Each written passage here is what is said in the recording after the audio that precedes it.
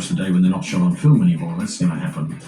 The manipulations that allows you now with dealing with the digital technology are endless and effortless. And I think some of the stuff we're doing in this, in terms of the big stunt effect sequences, are only going to be a precursor to what is going to follow in the next generation of Bond movies. The high-end action sequences that are done for real are still going to exist, but I think there's going to be half of them will exist for real and half of them will be augmented with, and sometimes they may move into entirely digital special effects that way. He's been very adventurous on this film, and I think I'm pretty sure that was a conscious decision, that he wanted to take Bond into this millennium in terms of technology, and we've certainly done that. You know, it is the first Bond where we've used major league CG. The script changed from its very first incarnation, but one sequence that remained right from the very beginning was the ice wave, and I could see immediately there was going to be a great deal of digital visual effects involvement. By far the most unnerving stuff was Bond hanging off an ice wall in a world that didn't exist, which is a computer-generated world. That kind of really sent a lot of us into paroxysms of fear, if you will. My part in it is actually pretty minimal. Hanging Pierce on certain rigs and against blue screens was very easy.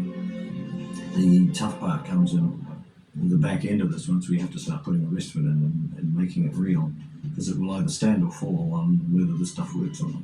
We very quickly set up a CG team, doing R&D on water and ice, which this particular team had some experience of from other movies, Perfect Storm and various other films, but the way that we were going to use both the water and the ice was totally different and new and quite cutting edge, especially for a Bond film. You know, Bond films obviously have the reputation for doing as much as possible, absolutely for real.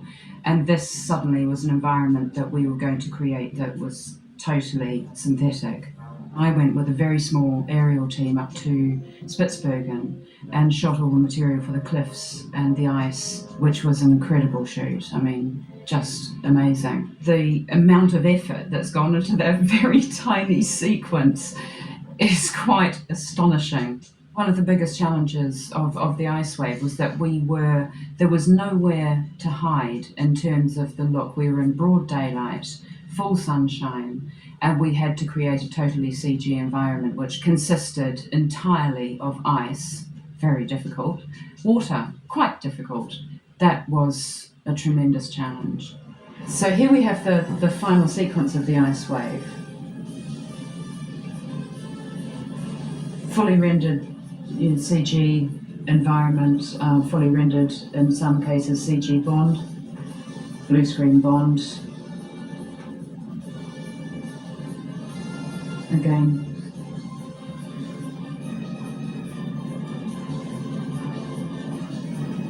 CG ice, CG water.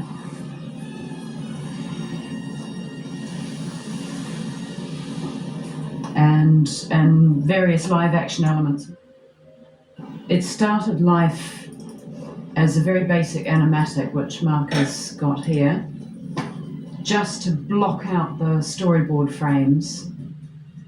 The beam cuts the ice cliff off, ice cliff falls, and creates the wave that Bond is going to surf on. And there's a lot more shots in this animatic than ended up in the final sequence. It's been cut down, rearranged as it's evolved. So Top Shot doesn't exist anymore. Very basic CG geometry, easy, quick, easy to change, easy to re-render. We knew we still had to do close-ups of Pierce, so we tested a camera rig and a rig for Pierce to be shot on the blue screen. We shot a lot of elements, some of which have been used for interaction, for Bond's interaction with the water, and also because floating in the water and being carried with the wave are huge icebergs, and those icebergs obviously have to interact with the water as well. So spray, foam, splashes, every kind of interaction we actually shot as elements out at Pinewood. Some of those have been used and some of them have been recreated as CG. I think what Sunnyside have achieved in terms of the level of reality is extraordinary, both with the ice and with the water. But all those things have taken basically a year to develop. The finished result is that you believe that those icebergs are sitting suspended in that water. Each iceberg, depending on its size, has a certain weight, and you can feel the volume and you can see the base of the iceberg through the water and through the interaction, and it really is quite stupendous.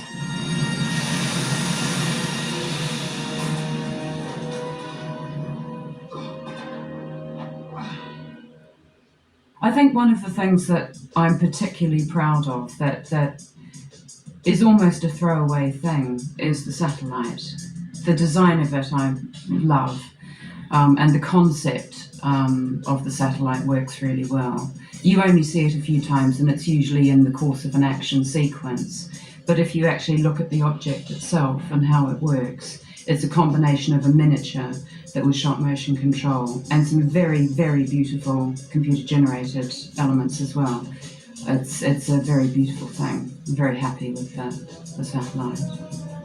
The other sequence, which emerged soon after we started shooting, was the end sequence, the Antonov sequence, which, by virtue of the fact that it's all airborne, was going to be major league visual effects. And we had a 12 scale miniature of the entire plane, because the Antonov is such a tremendously big aircraft. At 12 scale, the wingspan of that model was still approximately 20 feet across. It was all shot with a motion control rig linked to a model mover on a green screen stage. So the Antonov goes into the Icarus beam and gets pretty well torched. So we cut to the exterior of the Antonov and it's gradually disintegrating. So it's been shot in separate passes with various levels of disintegration. So the model unit, as they were shooting it, gradually stripped back panels on the model to simulate the damage. There's a pass just for the lights on the plane. There's a pass for tracking, so that we've got the movement of the plane. The computer can take the move out of the, extract the camera move from the film using the tracking markers. We should have a beauty pass against black, and these are built up as layers to give the final result. There is a CG plane in there, but it's an invisible model. It's a very rough model that we've used as a collision model to wrap smoke and flame around, for the culmination of the whole destruction of the Antonov, because all the smoke and flame in that sequence is computer generated. So you have to have an object or a virtual object to wrap all that around. So there's an invisible CG component in there as well, but it's basically it's miniature.